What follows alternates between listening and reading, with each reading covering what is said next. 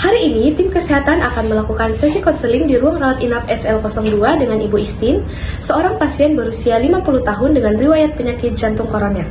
Ibu Istin sudah pernah menjalani PCI 3 tahun yang lalu dan operasi CABG 2 tahun yang lalu. Namun sekarang kembali mengalami nyeri dada. Hasil angiografi menunjukkan adanya restenosis pada stent. Sebelum sesi konseling dimulai, perawat melakukan pendekatan terlebih dahulu kepada Ibu Istin.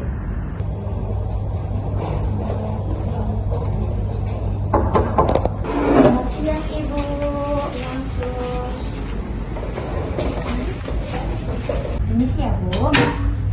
Perkenalkan, saya Nurse Indi dan bersama rekan saya Nurse Rina yang akan merawat Ibu pada hari ini ya. Sebelumnya bagaimana kondisi Ibu pada hari ini? Apakah nyeri dadanya masih terasa? Selamat siang Nurse.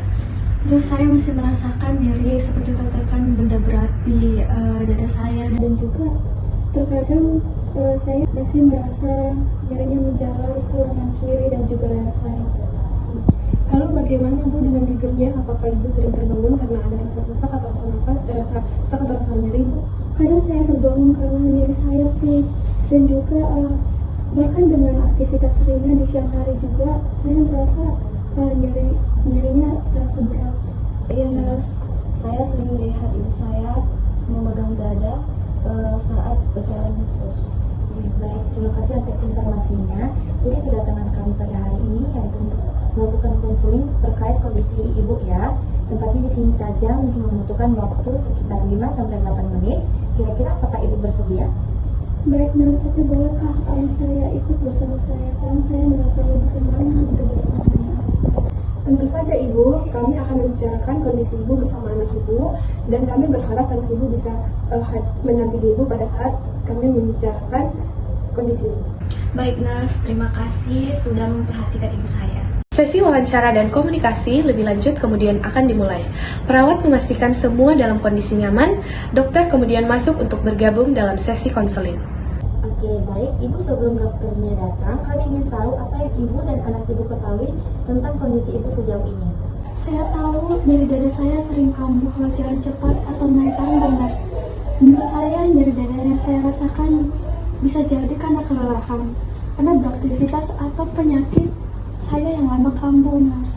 Iya Nurse, saya sering melihat ibu saya sering berhenti mendadak kalau misalnya jalan dan duduk terus. Baik Ibu, terima kasih. Ini akan membantu kami untuk memahami kondisi Ibu ya Ibu. Baik Ibu, nanti dokter akan menjelaskan hasil pemeriksaannya ya. Apakah Ibu dan anak Ibu ingin penjelasan rinci atau garis besarnya terlebih dahulu? Saya ingin tahu semuanya Nurse, biar saya bisa mempersiapkan diri saya Nurse. Iya Nurse, saya juga ingin mendengar rinci supaya saya bisa mendukung ibu saya dan jadi tahu apa yang harus dilakukan untuk bertanya. Selamat siang Ibu. Bu, dokter yang merawat Ibu sudah datang. Hasilnya akan diberitahukan oleh dokter ya. Selamat siang Ibu. Siang dong. Sebelumnya perkenalkan saya Dokter Tasya. Di sini saya akan merawat Ibu. Senang bertemu dengan Ibu semua di sini. Jadi nanti di sini saya akan menjelaskan bagaimana kondisi Ibu ya. Sebelum saya menjelaskan kondisi Ibu, apakah hari ini ada keluhan? Dok, saya masih merasa nyeri dada jika jalan cepat. Tapi kalau seperti duduk seperti ini terasa lebih lega. Oke. Dok, jujur saya agak cemas Ya. karena ibu saya sering mengeluh dadanya selalu nyeri. Dan saya juga cemas dok karena ibu saya sering mendadak berhenti kalau misalnya jalan jauh. Dan ibu saya dadanya semakin sakit Ibu dari operasi sebelumnya. Kami sangat cemas Ibu, dan tetapi ibu saya bilang tidak apa-apa dok. Baik Ibu, jadi rasa nyeri yang Ibu rasakan itu bukan karena beraktivitas atau kelelahan biasa. Jadi nanti saya akan jelaskan kenapa rasa nyeri itu bisa terjadi. Jadi nanti kalau misal waktu ketika saya menjelaskan ada yang kurang paham, nanti Ibu bisa tanyakan kepada saya. Bisa. Iya dok. Dari hasil angiografi kemarin di sini, pembuluh darah di jantung Ibu itu mengalami penyempitan lagi. Yang kemarin udah dioperasi itu mengalami penyempitan lagi sehingga aliran darah ke jantung itu jadinya tuh kurang itu, jadi tidak lancar. Nah, makanya itu Ibu merasakan nyeri di dada karena Ibu kan sudah pernah operasi CABG ya sebelumnya. Jadi itu pilihan penanganannya itu juga harus hati-hati Bu.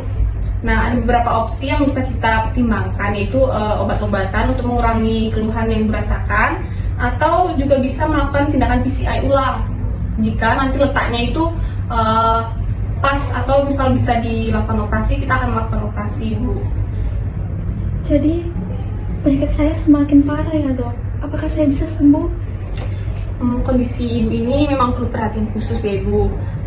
Tapi masih ada langkah-langkah yang bisa dilakukan dengan pemilihan pengobatan yang tepat, ditambah dengan pola hidup yang sehat ibu, serta juga pemantauan yang rutin. Saya takut dok. Bagaimana jika kondisi saya semakin parah? Saya masih ingin mendampingi keluarga saya. Tenang Bu, saya di sini, saya akan menemani. Baik ibu, apakah penjelasan yang tadi saya sampaikan sudah jelas?